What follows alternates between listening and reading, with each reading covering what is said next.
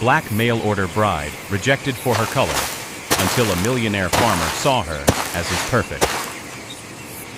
The small-town church hall smelled faintly of old wood polish and nervous sweat. It was a place where farmers gathered not just for sermons but for auctions, socials, and the occasional matchmaking event arranged by the mail-order bride agency. This morning the benches had been cleared, replaced with folding chairs that creaked beneath the weight of men who had traveled in from their farms. They waited, eyes curious, half-smiles curling at the edges of their mouths. Some had come looking for companionship. Others had come simply to be entertained. And then she walked in. Amara Johnson stepped over the threshold with her head high, though her heart trembled. At 27, she carried herself with a dignity forged from years of swallowing other people's disdain. Her brown skin glowed beneath the pale church lights. Her hair was gathered in a neat twist pinned at the nape of her neck, and her dress, simple cotton in faded navy, fit her slender figure with quiet elegance. She had spent her last savings just to make the journey from Atlanta, her one suitcase resting like a promise back at the boarding house. Eyes turned. Silence followed. Then, the first chuckle. Earl Whitmore rose from his seat in the front row, his round belly straining against his suspenders, his thin lips stretched into a cruel smile. "Well now," he drawled, voice carrying through the room. "Guess the agency mixed up the orders. I asked for a bride, not a—" He didn't finish. He didn't need to. The word hung heavy, unspoken, but everyone knew what he meant. A ripple of laughter broke out. Some men tried to hide it behind their hands, others didn't bother. The humiliation seared through Amara like fire. She gripped her small handbag tighter, knuckles pale, willing her body not to tremble. And as this story unfolds, take a moment to like this video and subscribe, but only if you genuinely enjoy these stories. Post your location and local time in the comments below. The room still buzzed with ugly mirth when Earl turned to the others. "Wrong shipment, boys. Can't even get decent stock these days." Amara felt her throat tighten, but she refused to cry. Not here. Not in front of them. She had survived worse insults growing up, had worked nights cleaning offices while people pretended not to see her, had swallowed pride more times than she could count. But this sting in a room full of strangers who had already decided her worth by the color of her skin, cut deeper. From the back of the hall, a chair scraped against the floor. Caleb Hartman rose slowly to his feet. 35, broad-shouldered, with a frame weathered from years of labor on his vast farmland, he carried himself with a quiet gravity. His jaw was strong, his blue eyes piercing beneath the brim of his hat, and though grief had carved faint lines into his face, his presence was steady, almost commanding. The men knew him, millionaire landowner, widower, a man who could have his choice of brides without even asking. And yet Caleb's gaze fixed firmly on Amara. Not with mockery, not with pity, with something else. Recognition. "Earl," Caleb said, his voice low but carrying easily. "That'll do." The laughter faltered. Earl turned, his smirk wobbling. "Now Caleb, don't tell me you're serious. You can't be looking at her." But Caleb didn't glance at him again. He stepped forward, boots echoing against the wooden floor, and stopped before Amara. He extended his hand, palm rough from the soil, yet open, steady. "You came here for a chance," he said quietly, his words meant for her ears alone. "If you'll allow it, I'd like to be that chance." Gasps rustled through the hall.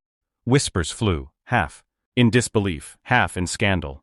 Earl sputtered, face turning red, as if Caleb's calm defiance were a personal insult. Amara stared at the outstretched hand, her heart pounded. This had to be some kind of trick. Men like Caleb didn't choose women like her. Not here, not in a room filled with eyes that already branded her as less. Yet the steadiness in his gaze unnerved her. It wasn't charity, it wasn't show, it was sincerity. Her voice wavered when she finally spoke. "Why?" A small smile touched Caleb's lips, softening his weathered face. "Because I see you." The room fell silent, save for the faint groan of the rafters as the wind pushed against the church walls. For a moment, Amara considered retreating, fleeing with what little dignity she had left. But something in Caleb's voice, in the way he refused to look away, rooted her in place. Slowly, hesitantly, she placed her hand in his. The hall erupted. Some muttered curses, others shook their heads in disgust. Earl barked a laugh, though it sounded more like rage. But Caleb didn't let go of her hand. He turned, guiding her through the crowd, his broad shoulders cutting a path no one dared block. Amara walked beside him, her steps unsteady, but her spine straight. For the first time since entering that room, she felt the faintest flicker of safety. Outside, the sky stretched wide and endless over the fields. Amara inhaled deeply, the cool air steadying her. Caleb still hadn't released her hand. "You don't know me," she whispered, voice cracking. "No," he admitted softly. "But I'd like to." And for the first time in years, Amara didn't feel invisible. She felt seen. The ride to Caleb Hartman's farm was quiet at first, the wagon wheels crunching over gravel roads while the late afternoon sun spilled across the fields. Amara sat beside him on the wooden bench, her hands folded tightly in her lap, her mind racing. Every turn of the wheels felt like a step deeper into the unknown.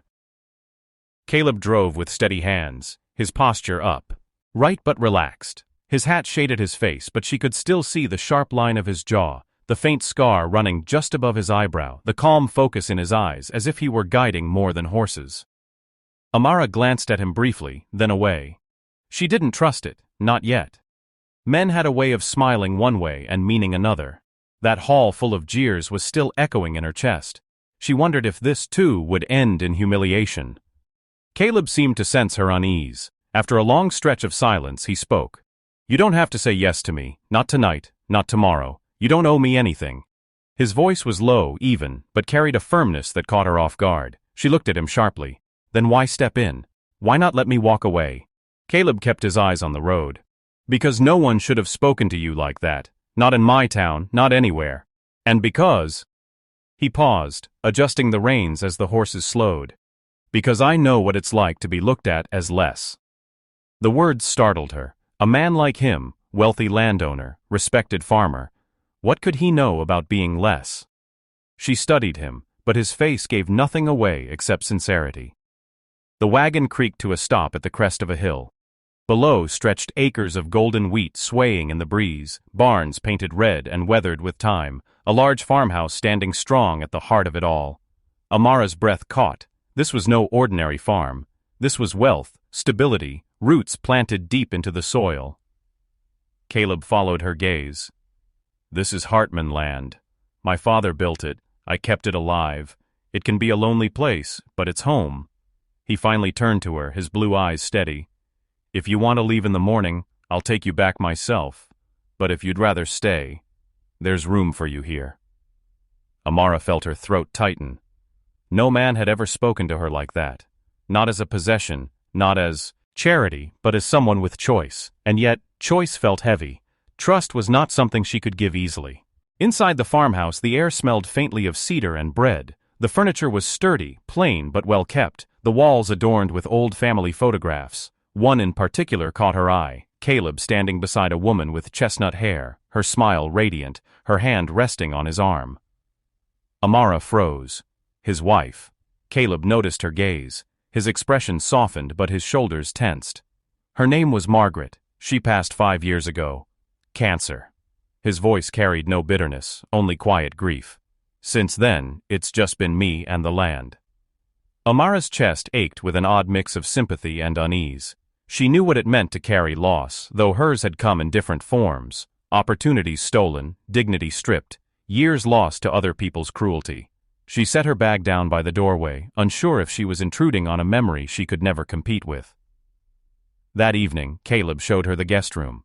The bed was neatly made, quilt folded across the end. "You'll be comfortable here. Tomorrow, I'll show you the farm, if you'd like." His politeness unnerved her more than rudeness might have. She nodded stiffly, her voice barely above a whisper. "Thank you." When the door closed behind him, Amara sat on the edge of the bed, her hands shaking. The laughter from the church still clung to her ears. Earl's cruel smirk haunted her thoughts. Even here, in this farmhouse, she could feel the town's judgment pressing against her skin. The next morning confirmed her fears. At the market in town, Amara walked beside Caleb carrying a small basket. Conversations hushed as they passed. Women with bonnets tilted their heads, whispering behind gloved hands. Children stared openly until their mothers pulled them away. One man spat on the ground, muttering something under his breath. Amara's spine stiffened.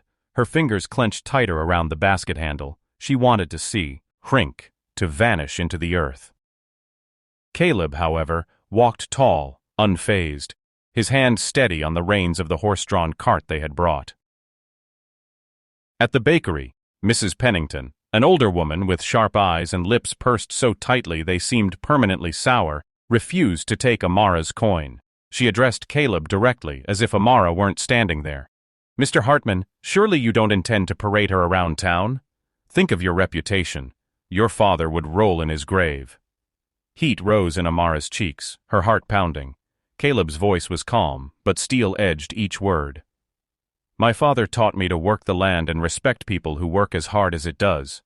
That's all I'm thinking of." He placed the coin back on the counter and guided Amara out without another word. But outside, Amara pulled her hand free.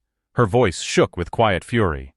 "Why are you doing this? Why put yourself in their fire? You don't know me." Caleb turned to face her fully, his expression earnest. "Because I want to.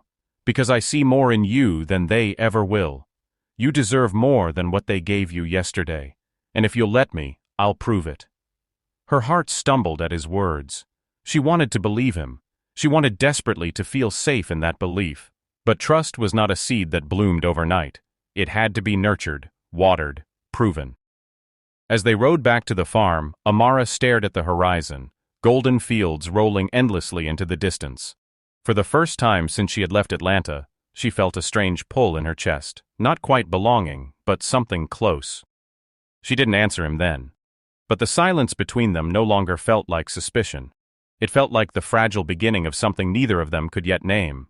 The summer sun hung heavy in the sky, painting Caleb Hartman's farm in hues of gold. Amara stood at the edge of the field, watching the wheat sway as if the earth itself were breathing. The view was breathtaking, yet her heart remained restless. She had been on the farm for a week now. Caleb gave her space, treated her with courtesy, and never demanded more than she offered. Still, the town's eyes seemed to follow her everywhere, their whispers carried by the wind even here, miles from the market. She was beginning to learn Caleb's rhythms, up before dawn, strong coffee in hand, tending to the animals with patient movements, checking fences and soil with a practiced gaze. He moved with a quiet certainty, a man at home in his world. Amara, meanwhile, struggled to find her footing. She helped where she could, feeding hens, folding laundry, chopping vegetables in the kitchen, but part of her felt like a ghost drifting through someone else's life. That morning, she gathered eggs from the chicken coop. As she balanced the basket, she heard hoofbeats and male voices growing louder. She froze. 3 riders approached, dust swirling in their wake. At the front was Earl Whitmore, his pale face slick with sweat, his hat tilted back with arrogant ease. His 2 companions were men Amara had seen laughing at her in the church hall. They reined in their horses near the fence, smirks spreading across their faces. "Well, well," Earl called out, voice dripping with mock amusement. "Looks like Caleb's farm's got itself a new attraction." The other men chuckled.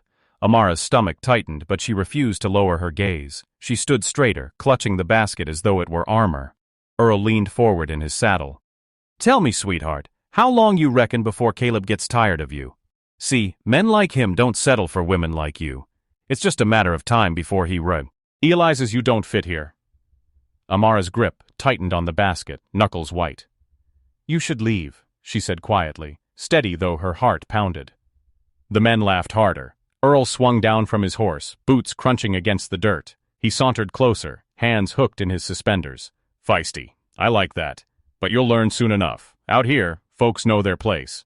And yours—" He leaned in, lowering his voice to a venomous hiss. "Ain't beside Caleb Hartman." Before Amara could answer, a shadow fell across them. Caleb had appeared from behind the barn, sleeves rolled up, dirt streaking his arms.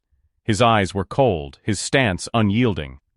"Step back, Earl," Caleb said, voice low but carrying. Earl smirked. "Just having a little talk with your guest." He spat the word like it was poison.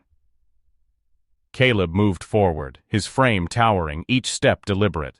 "She's not a guest. She's under my roof." That makes her mine to protect. Now I'll say it once more. Step back. For a moment, the air crackled with tension.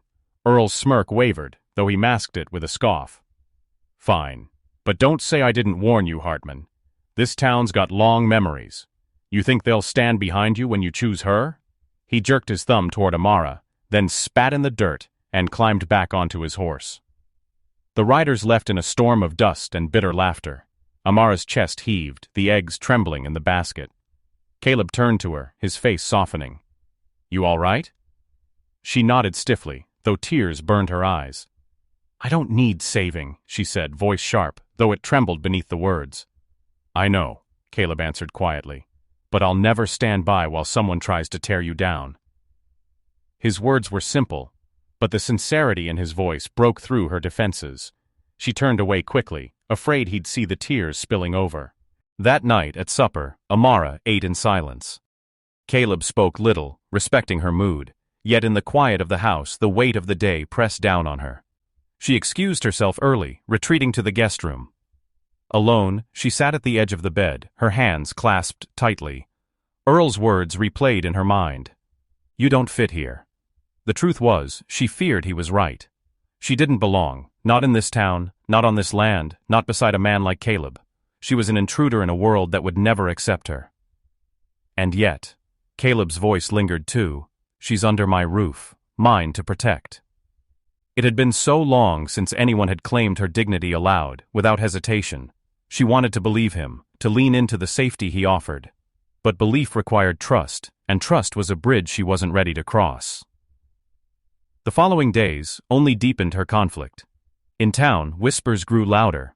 One morning, as she walked alone to the well, two women passing by laughed and muttered, Hartman must be desperate. At the general store, the clerk deliberately shortchanged her, sneering when she pointed it out. Don't like it, he muttered. Go back where you came from. Each slight chipped away at her resolve. Each humiliation was another stone piled on her back. She bore it silently, refusing to give Earl and the others the satisfaction of seeing her break. But at night, when the house was still, she buried her face in the quilt and let the tears fall. Caleb noticed. He didn't press, didn't demand her to explain. Instead, he found quiet ways to ease her burdens, leaving fresh-picked flowers on her windowsill, teaching her the rhythms of the farm with patience, sitting with her on the porch in companionable silence as the sun dipped behind the hills. But the tension in town was building, a storm gathering strength, and both of them knew it was only a matter of time before it broke. The town's annual harvest festival was supposed to be a night of music, food, and laughter. The one evening when grudges were set aside and neighbors came together under strings of lanterns, but for Amara, the thought of it filled her with dread. She had overheard the whispers, people saying Caleb was bringing her, that she had no business showing her face where generations of real families gathered. She tried to refuse. They don't want me there, she said one evening as Caleb set a crate of apples on the kitchen counter. Her voice was flat, but her eyes gave away the fear underneath. Caleb wiped his hands on a rag and met her gaze. I do. Amara hesitated. His certainty unsettled her as much as it comforted her. You don't understand, Caleb. They'll humiliate me, and you'll be dragged down with me. He stepped closer, lowering his voice. Let them talk. They've been talking since the day you arrived. I'm done hiding. If I walk into that festival, I want you by my side. The words sank deep into her chest. She couldn't find an answer, so she simply nodded, though her heart raced. The night of the festival, lanterns swayed in the cool autumn breeze, casting golden halos over the town square. The air was filled with the scent of roasted corn and spiced cider, and fiddles played lively tunes from the wooden stage. Families gathered, children ran underfoot, women carried pies to long tables lined with food. When Caleb arrived, Amara at his side, the music faltered for just a beat. Heads turned, whispers spread like fire in dry grass. Some faces hardened with disapproval, others looked away as if pretending not to see. Amara kept her eyes forward, her hand clenched tightly around the edge of her shawl. Caleb's hand rested lightly at her back, steady as a promise. They made their way to the food tables, and for a moment, Amara dared to breathe. Maybe they could survive the night with dignity intact, but then a familiar voice cut through the air, loud enough to silence the fiddles. Well, look what the wind dragged in. Earl Whitmore pushed through the crowd, his face flushed, a jug of cider dangling loosely in his hand, his laugh carried, sharp and mocking. "Hartman, you really did it. Brought your prize right into town for everyone to see." Caleb's jaw tightened, but he didn't speak. Earl circled them like a vulture. "Tell me, Amara, what exactly do you think you are to him? A wife? A partner? Or just a way for him to play the hero?" He sneered, eyes glittering with malice. "Truth is, no matter how many acres he owns, no matter how much he dresses you up, you'll never be one of us. You don't belong here. You never will." The words sliced through the air, and the crowd murmured in agreement. Amara's throat tightened, her chest heaving with the weight of 100 eyes pressing down on her. For a moment, she wanted to shrink, to vanish, to let the earth swallow her whole.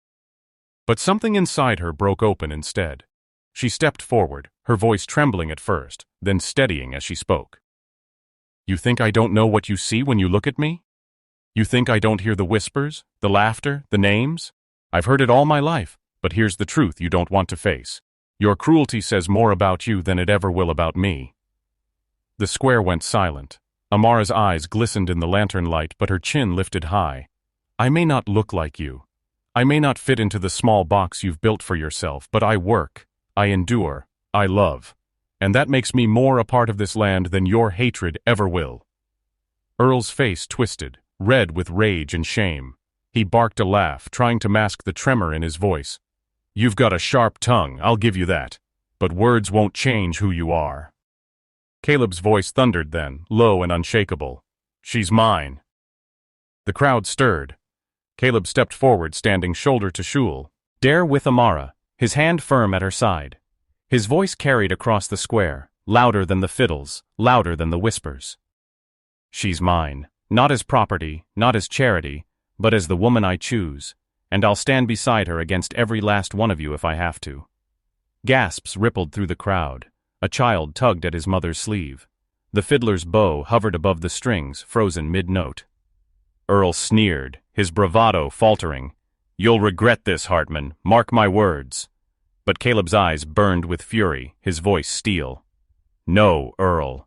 The only one with regrets tonight will be you." The silence that followed was heavy, electric. Earl stumbled back a step, his smirk cracking under the weight of so many watching eyes. For the first time, his cruelty didn't land. For the first time, it looked pitiful. Amara's hand slipped into Caleb's, her fingers trembling, but her grip strong. Together they stood tall under the lantern glow, their defiance cutting through the night like a flame. The festival, meant to humiliate her, had become the stage where they claimed each other openly. And in that moment, the tide began to turn. The square did not erupt in applause, nor did the townsfolk suddenly welcome Amara with open arms. Instead, what followed Caleb's bold declaration was a heavy silence, one that pressed on every chest and made every whisper feel louder. People shifted uncomfortably, exchanging uneasy glances. Some lowered their eyes, unwilling to meet Caleb's fierce stare. Others whispered behind their hands, their words sharp but hushed, as though afraid he might hear them. Amara felt her heart racing, but she held her ground.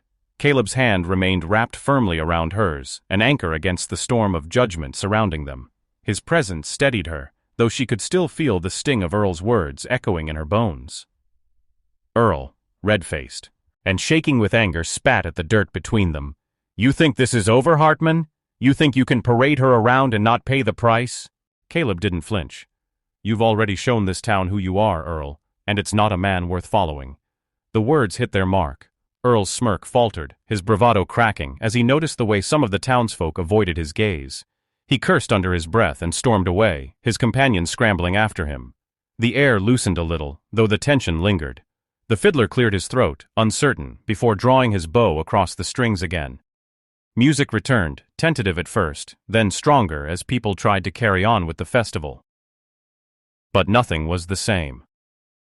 As Amara and Caleb moved through the square, people gave them a wide berth. Some stared openly, others whispered, and a few, just a few, nodded with something like respect. An older man tipped his hat to Caleb as they passed, his expression unreadable. A young girl peeked out from behind her mother's skirts to smile shyly at Amara before being pulled away. Amara's chest tightened. It wasn't acceptance, not yet. But it wasn't total rejection either. Something had shifted. Caleb led her to a bench at the edge of the square, away from the thickest of the crowd. Lantern light painted his features in warm tones, but his eyes were sharp, watchful. "You spoke with courage tonight," he said quietly, his voice meant only for her. Amara shook her head, still trembling. "I was terrified." "And yet you spoke." His lips curved into the faintest smile. "That's strength." Her gaze fell to her lap. "Strength doesn't stop them from hating me." Caleb's hand covered hers again. "No. But it keeps you from hating yourself. That matters more." His words sank into her, deeper than she wanted to admit. For years, she had fought not to let the world's cruelty define her. Tonight, for the first time, she had said it aloud, and Caleb had stood beside her, unflinching. But the night was far from over. Near the food tables, Mrs. Pennington, the baker who had refused Amara's coin, clutched her shawl tighter around her shoulders. Her lips were pinched, her eyes cold as she whispered to a knot of women. Amara caught fragments of their words. Disgrace. Shameful. Ruining him.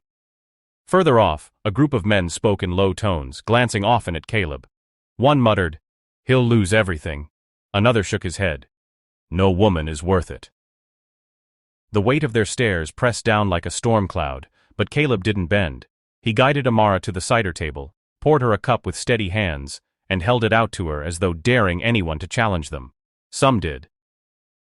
"Caleb!" a farmer named Harris called out, stepping forward. His voice was cautious, almost pleading. "You've got good land, a good name. Don't throw it away. Folks don't forget things like this." Caleb's reply was calm but firm. "Then let them remember the truth, that I chose with my own eyes, not theirs." Harris opened his mouth to argue, then shut it again, frowning as he stepped back. The crowd rippled with uncertainty. Some looked scandalized, others seemed almost impressed. The festival carried on, but under it all, something was changing. When the fiddles picked up again, a call for dancing echoed through the square. Couples took to the center, skirts swirling, boots stomping in rhythm.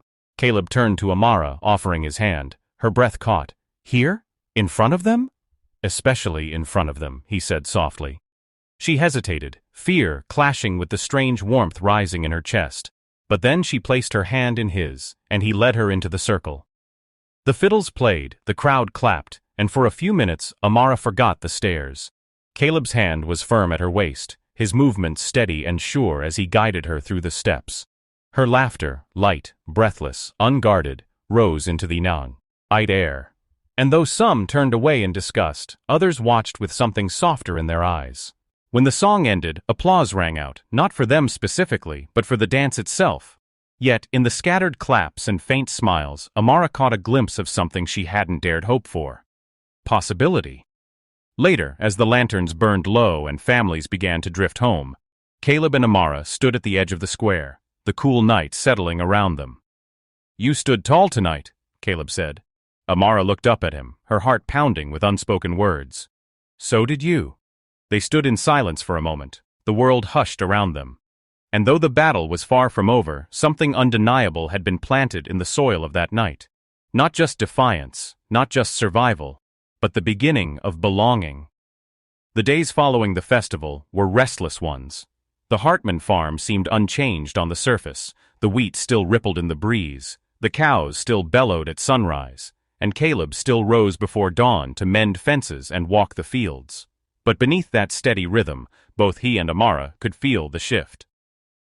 The town had seen them together. The words had been spoken in lantern light for all to hear. No one could pretend otherwise anymore, and the backlash came quickly. At the market, Amara stood by Caleb's side while merchants deliberately ignored her questions. One man raised the price of flour the moment she reached for a sack. Women who once smiled politely now turned their backs.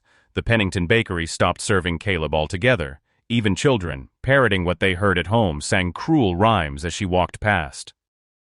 Amara bore it quietly, chin lifted, though each slight cut deep.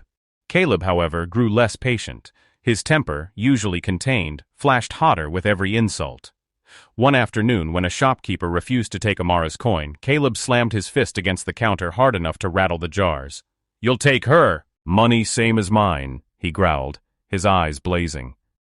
The man complied, but word spread quickly. Caleb Hartman had lost his mind over the black woman. Rumors festered. Whispers grew darker.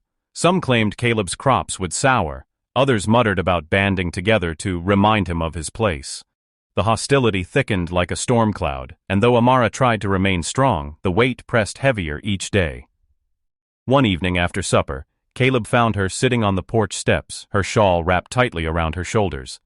The sky was painted in streaks of purple and gold, the crickets already singing in the tall grass. "You're quiet tonight," he said gently. Amara's fingers twisted the fabric in her lap. "They hate me, Caleb. Every time I step into town, I feel it. And it's not just me, it's you now, too. Your name, your land, you're risking everything because of me." Caleb sank down beside her, his boots heavy on the wooden steps. His voice was calm, but certain. "It isn't because of you, it's because of them. Their hate is their own choice. I've lived in this town my whole life. I've built this land with my own hands. If they can't respect the woman I choose, then their respect isn't worth keeping." Her throat tightened. "What if it costs you everything?" He turned to her then, his blue eyes catching the last light of the setting sun. "Then let it cost me. What good is land, or name, or legacy, if I can't stand by the truth of my own heart?" Tears blurred Amara's vision, and for the first time, she didn't hold them back.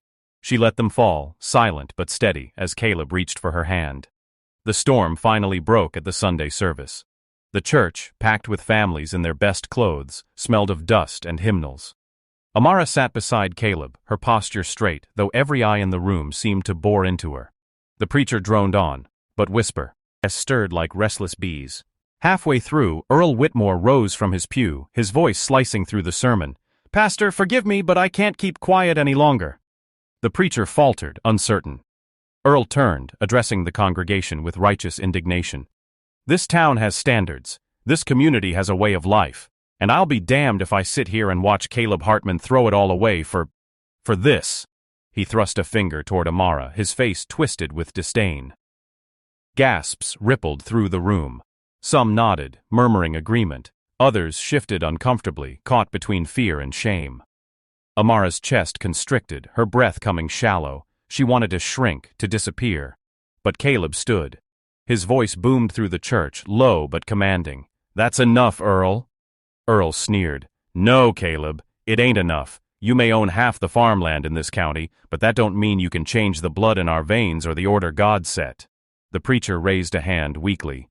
"Brothers, please." But Caleb didn't sit down. His voice thundered again, fierce and unyielding. "You call yourself a man of God, Earl, but all I see is a coward hiding behind tradition to feed your own hate. You think your words shame her? They shame you." The congregation stirred. Earl's face flushed crimson. "You're blinded, Hartman. She's not your equal. She never will be." Caleb's fists clenched, his body taut with fury. "She is more my equal than you could ever dream of being. She has endured more cruelty in her lifetime than you'll ever face, and she still walks with her head high. That is worth more than every acre of land in this county." The silence that followed was heavy, almost sacred. Earl's bravado cracked. His voice trembled, though he tried to mask it. "You'll regret this. You'll lose everything." Caleb's answer was simple, steady. "Then I'll lose it standing beside her." Amar. A felt the tears spill freely down her cheeks, her heart shattering and healing all at once. The congregation watched, some faces hard, others softening as if a veil had been lifted. Earl, cornered and humiliated, stumbled back into his pew. His shoulders hunched, his swagger gone, and for the first time since Amara's arrival, the power shifted.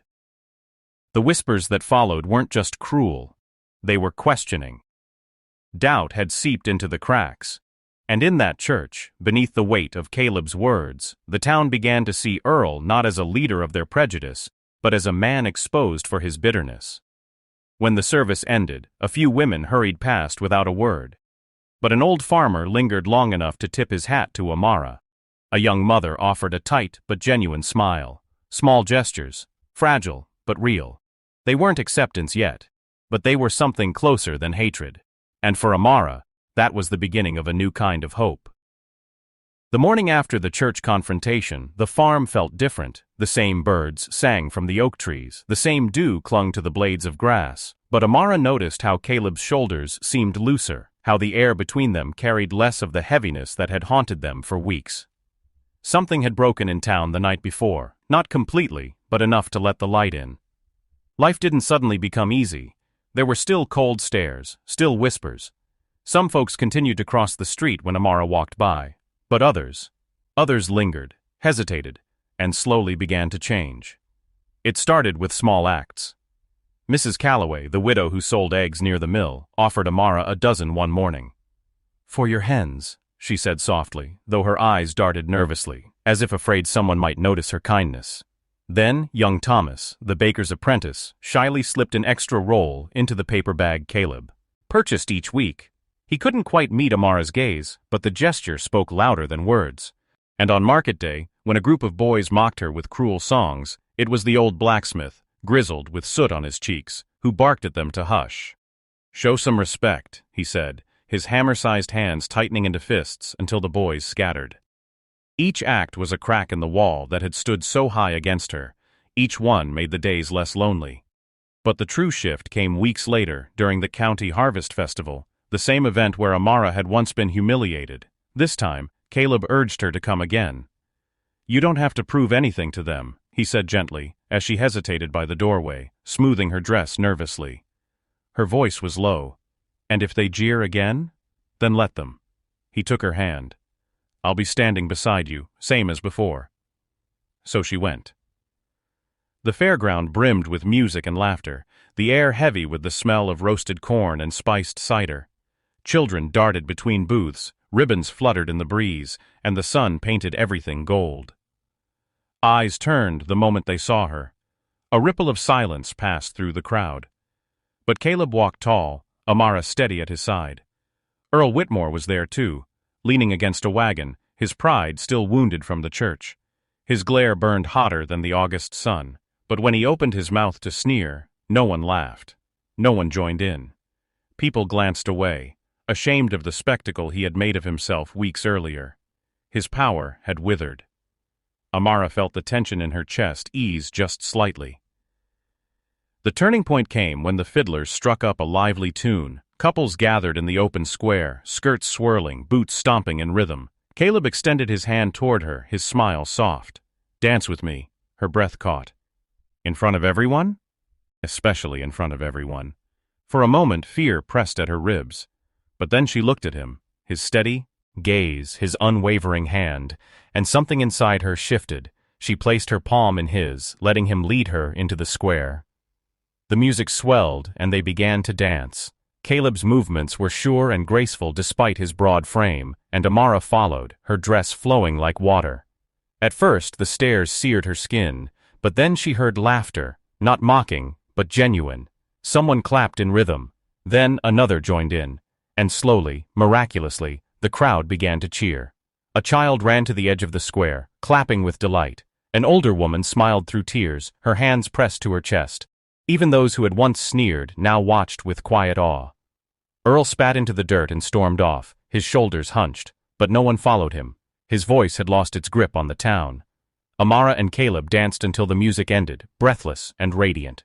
For that moment under the open sky they were not a scandal, not a curiosity, but simply a man and a woman in love. That night, as the lanterns flickered low and the farm settled into quiet, Amara sat with Caleb on the porch once more. The cicadas hummed, the stars stretched endlessly overhead. She leaned against him, her voice soft.